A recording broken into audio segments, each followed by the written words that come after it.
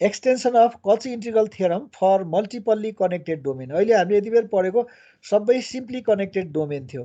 Simply connected domain र multiply connected domain हामीले पहिले पढेका थियौँ, याद गर्छौँ भने सर्कलको भित्रको सबै पोइन्टहरू लिने हो भने यो सिम्पली कनेक्टेड हो, तर दुईवटा सर्कलको बिचको लिने हो भने के हो त्यो मल्टिपल्ली कनेक्टेड भनेको थियौँ होइन।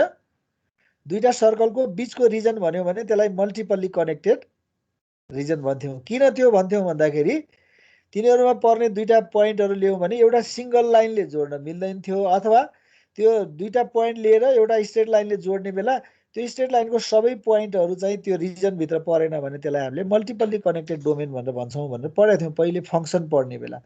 सो यो चाहिँ मल्टिपल्ली कनेक्टेड रिजनको लागि। अघि सिम्पली कनेक्टेड रिजन भने चाहिँ के भने त्यो डोमेन भित्रको सबै पोइन्टमा, यहाँ जस्तो यो दुईटा थ्योरम हामीले पढ्यौँ त्यो थ्योरममा यो डोमेनभित्रको सबै पोइन्टमा फङ्सन एनालाइटिक भयो भने, यो डोमेन डी छ नि त्योभित्र सबैभित्र एनालाइटिक भयो भने चाहिँ सिम्पली कनेक्टेड डोमेन भयो। त्यतिखेर चाहिँ 0 भयो। तर त्यहाँ there exist some points where the function is not analytic. यो डी भन्ने रिजनमा यहाँ त सबैमा एनालाइटिक हुन्छ भनेका छौँ, तर कुनै कुनै पोइन्टमा चाहिँ एनालाइटिक छैन भने त्यो चाहिँ मल्टिपल्ली कनेक्टेड डोमेन भयो, सिम्पली कनेक्टेड डोमेन भएन। कची इन्टिग्रल थ्योरमलाई यो सिम्पली कनेक्टेड डोमेनमा हुने रिजल्टलाई मल्टिपल्ली कनेक्टेड डोमेनमा पनि प्रुभ गर्न सकिन्छ भनेर हामीले यहाँ प्रुभ गर्यौँ भने के हुँदो रहेछ त भनेर हेर्न खोजिरहेछौँ।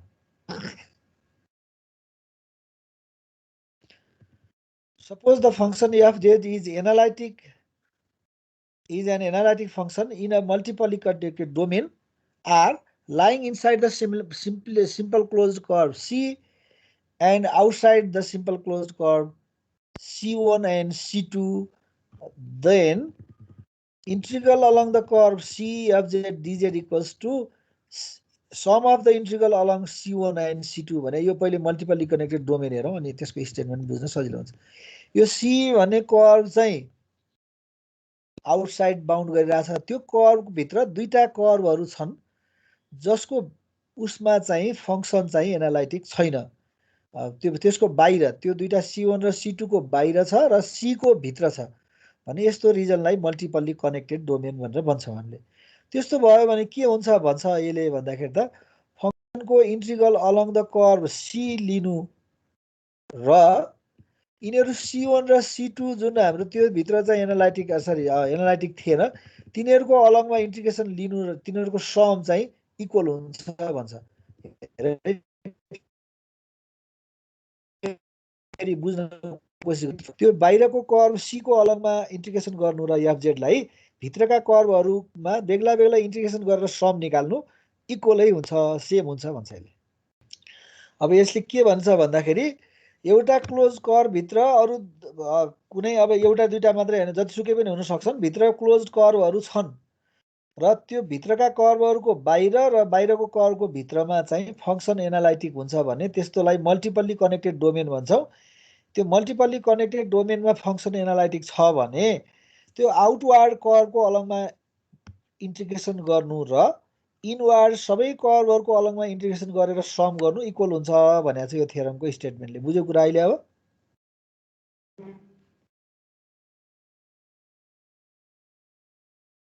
प्रुफ गरौँ। The multiply connected region bounded by the curve C from outside and C1 and C2 lying inside C as shown in फिगरमा देखाइएको छ। The boundary of multiply connected domain is the union of curve C, C1 and C2 भने बुझिन्छ? यो जुन हामीले shadow गरिरहेको हाम्रो मल्टिपल्ली कनेक्टेड डोमेनको बाउन्ड्रीहरू त बाहिरको बाउन्ड्री चाहिँ C ले गरिरहेछ अनि भित्रबाट तिनीहरू पनि बाउन्ड्री हुन् किनभने तिनीहरूको भित्र त फङ्सन एनालाइटिक छैन, तिनीहरूभन्दा बाहिर एनालाइटिक छ। सो यिनीहरू C1 र C2 पनि बाउन्ड्री नै हुन्। कसको? मल्टिपल्ली connected डोमेनको। In order to describe, हेर त in order लेख्छु भने अर्डर मात्रै भएछ है। In order to describe the whole boundary by a single curve, we join the curve C1 and C2 with AB while going from C to C1 and BA while coming from C1 to C भने चाहिँ यो छुट्टा छुट्टै कर्वहरू थिए C1 C2 हरू अब एउटै single कर्वहरु बनाउने हो भने सी बाट हिँड्दा हिँड्दै बी C1 तिर जाने बेला एउटा पाथ इमेजिन गरौँ। AB भन्ने पाथ A बाट B हुँदै फेरि कहाँ जाने C बाट C1 मा गयौं। त्यसपछि फेरि त्यो C लाई कम्प्लिट चक्कर लगाएर हामी फेरि त्यसबाट त्यही अघिकै AB बाट अपोजिट डिरेक्सनमा बाहिर आयौं। भन्दाखेरि यो सबै यो एउटा डोरी जस्तो हुन्छ नि, लुप जस्तो त्यस्तो देखाइरहेको हो, त्यो तर एउटै हो त्यो भनेर देखाउन खोजेको। त्यसपछि फेरि G हुँदै C मा फर्केर आएर C1 बाट फर्केर आयौं हामी BA भएर, AB भएर इन गर्यौं, BA भएर आउट भयौं फेरि C1 बाट। अनि फेरि C को अलङमा G हुँदै यहाँ आइपुग्यौं र यो C2 भन्ने कर्व लिएर आउने बेला E बाट EF भएर फेरि हामी C2 मा इन्टर गर्यौं। अनि फेरि यो सबै ओरिएन्टेसन एन्टी क्लकवाइज इमेजिन गरिराखौं है। सिंगल कर्व हुँदाखेरि AB बाट गयो अनि एन्टी क्लकवाइज हुँदै BA बाट निस्क्यो। त्यस्तै गरी हामीले फेरि G हुँदै गएर E बाट EF हुँदै C2 मा गयो अनि एन्टी क्लकवाइज घुमेर फेरि FE भएर निस्केर आयो, फेरि कम्प्लिट लगायो। भन्दाखेरि यो जुन C1 C2 लाई एउटै कर्व बनाछौं के गरेर AB C लाई जोड्नलाई AB कन्सिडर गरेका छौं, भित्र जाँदा AB बाट बाहिर आउँदा BA बाट। त्यस्तै C2 लाई C सँग जोड्दाखेरि EF कन्सिडर गरेका छौं, इनवार्ड जाँदाखेरि EF हुँदै E बाट F तिर जान्छौं, भित्र गएर घुमेर फर्किने बेला चाहिँ F बाट E तिर आउँछौं भने यसरी यसको ओरिएन्टेसन कन्सिडर गर्ने हो भने यो बाउन्ड्री जुन मल्टिपल्ली कनेक्टेड डोमेन थियो त्यसलाई एउटा सिंगल कर्वले बाउन्ड गरेको जस्तो मान्न पाइयो। त्यो सिंगल कर्व भनेको C, C1, C2 यिनीहरुको युनियन हो। The boundary of the multiply connected domain is the union of curves C, C1 and C2.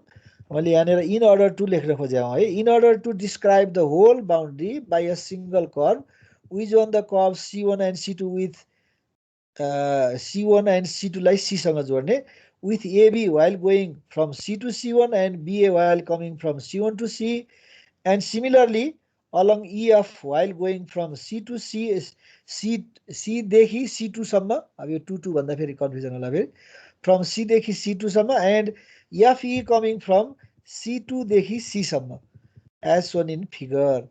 By the above construction and consider the region as a simply connected region.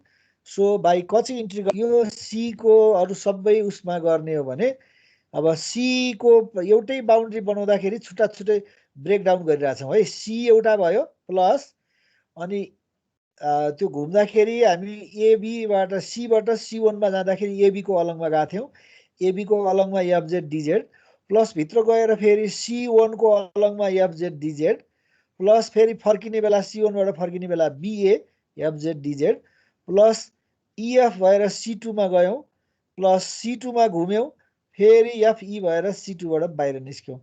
यो सबै एउटै curve भनेर मानेका छौं हामीले। त्यस मल्टिपल्ली connected डोमेनलाई simply connected बनाउँदाखेरि यो सबै कर्व एउटै भनेका छौं।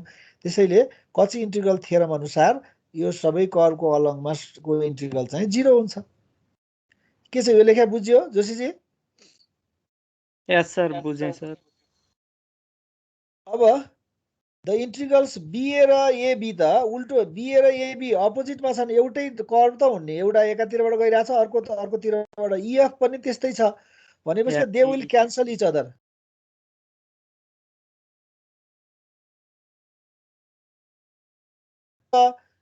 इन्टिग्रल INTE है, टी छुटेछ त्यहाँ, इन्टिग्रल C1 FZ DZ र C2 FZ are in clockwise direction whole एउटै कर्व मान्दाखेरि भित्र जाँदाखेरि एन्टी क्लकवाइज देखिन्छ, तर C1 र C2 को मात्रै कन्सिडर गर्ने भने त त्यो क्लकवाइज छ। फेरि हेर त्यो पनि बुझ्न कोसिस गर है। के गर्यौं भने कर्व C को हुँदाखेरि CA भएर अनि AB भएर भित्र गयौं, त्यसैलाई त्यही डिरेक्सन लिने बेला चाहिँ फेरि CB बाट C1 तिर गएर घुम्नु पर्यो। तर जब AB र BA लाई क्यान्सल गरिसक्छौं तर भित्रको कर्व एक्लै भयो भने त, अब सिंगल भयो भने त त्यो अहिले डिरेक्सन हेर्ने हो भने त क्लकवाइज छ। फेरि as a whole anti clockwise, as a single curve clockwise. त्यही कुरा यहाँ लेखेका छौं हामी। Integral C1 FZ DZ, C2 FZ DZ are in the clockwise direction while considering as the boundary of the multiply connected domain.